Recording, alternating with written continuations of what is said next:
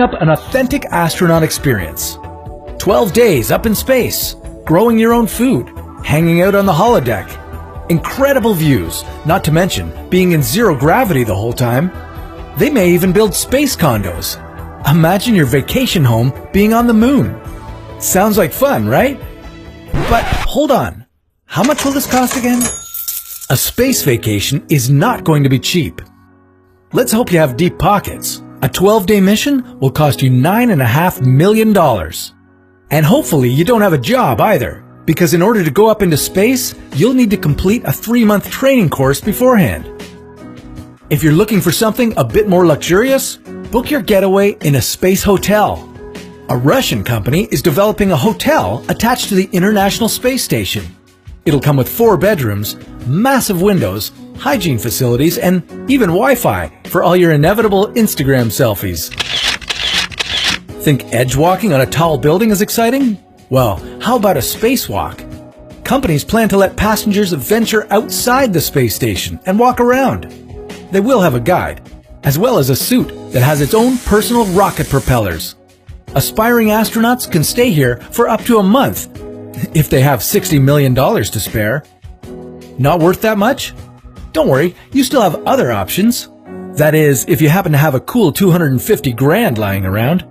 For that price, companies will take you up into space for a couple of minutes, enough to see some beautiful sights and experience a short burst of zero gravity. Maybe if this option gets a little cheaper, thrill seekers will choose it over skydiving. It'll only require 1 day of training. The best part? You don't need to wait.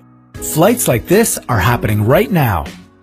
If you're not interested in just hanging out in space and want to go on an adventure, maybe you'll choose to travel with SpaceX. In 2023, the company is bringing a group of artists to space for a 6-day trip around the moon. Maybe after that, they'll open it up to the public, and you'll be able to take your own trip. But let's not get too excited. As of now, no companies are actually planning to land you on the moon.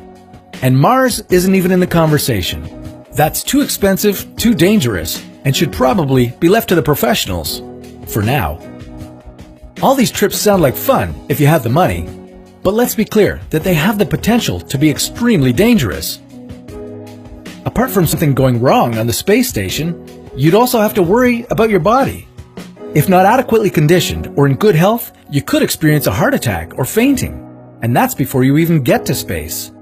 Once you're there, you'll experience extreme disorientation. You won't know what's up or what's down. And oh yeah, you'll probably be throwing up. A lot. Another thing passengers will need to worry about is space radiation. Passengers may experience more radiation than the average astronaut because of where they'll be traveling. Not only that, but these spaceships may not be equipped with radiation protection areas. NASA has one, but who's to say if these upstart space travel agencies will have them? Exposure to too much radiation can cause cancer and overall damage to your body.